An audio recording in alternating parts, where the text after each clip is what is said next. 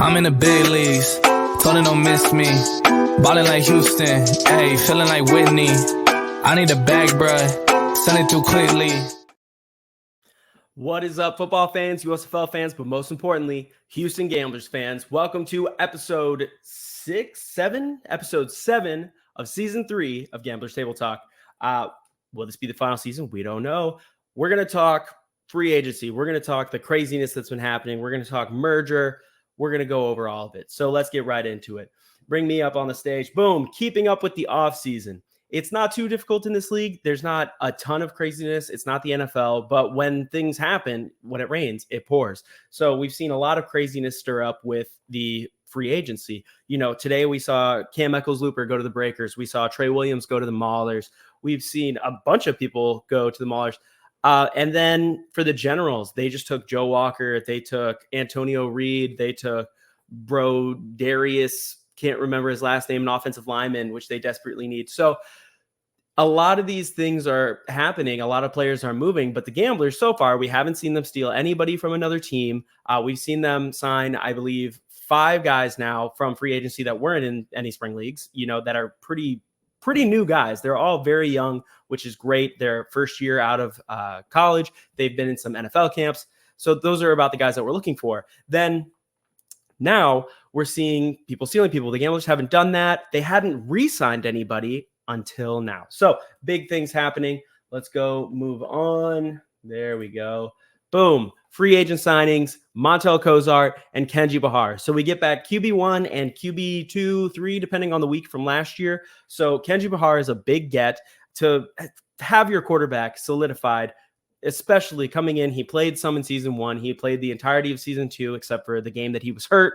And then season 3, now he's back. This is huge. The big thing is that they did release Terry Wilson. So you have to have 3 quarterbacks on your roster. We have 2 now. We have Montel Cozart, which is basically just, you know, another Kenji Bahar. So great fill-in.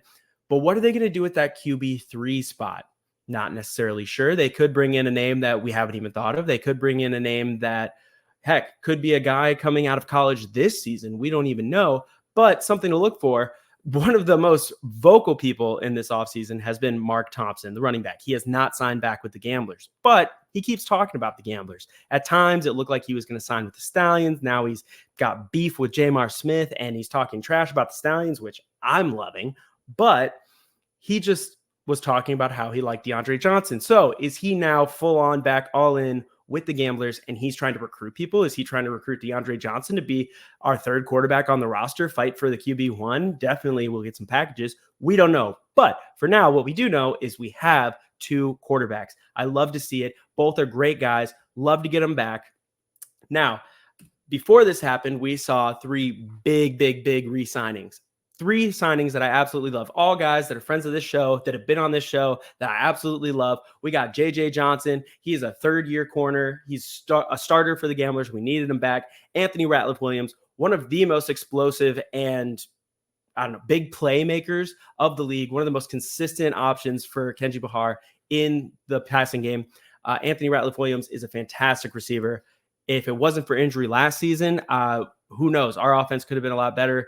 Going later into the season, he was just that very consistent player. Justin Hall is amazing. He gets big plays, but if he doesn't come on early, he's not going to be there for most of the game. You know, he was a little quiet. He said he's gunning for number 1 on the USFL 50 come season 3, but we'll see. Anthony Ratliff-Williams, huge to get. And then one of the unspoken heroes of the defense is Isaiah Chambers. This man led the league in tackles for loss. He was just a force back there. He didn't get a lot of sacks, so people weren't talking about him, but he was a huge reason that the Gamblers were able to force people to get to 3rd down, force them to punt, and keep us in the game. So to get J.J. Johnson and Isaiah Chambers back, that's great. You know, it looked like we were doing a full reload in the secondary. We get J.J. back. The defensive line, we're hoping for, Chris Odom to come back. We're hoping for a lot of things. We get Isaiah Chambers. We know that's done.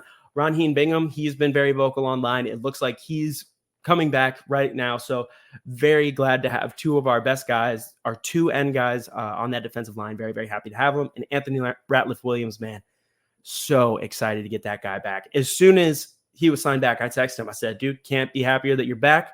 Where's your boy Kenji?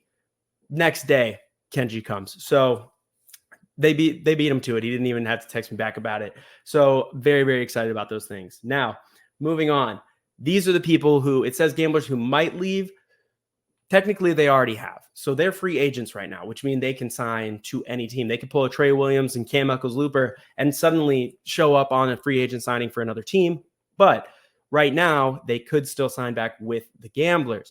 The big names, Mark Thompson, Tio Redding, Avery Genesee, and Tyler Higbee. It is so big to keep consistency on the offensive line. We already lost Jordan Steckler.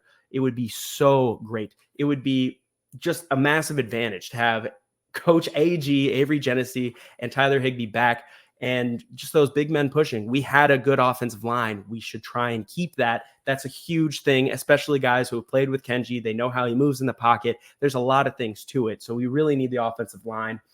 Andrew Galitz, he's genuinely one of the best punters in the league. So to get him back would be great. He loves Nick Vogel. Nick Vogel loves working with him. He's also his holder. Galitz would be great.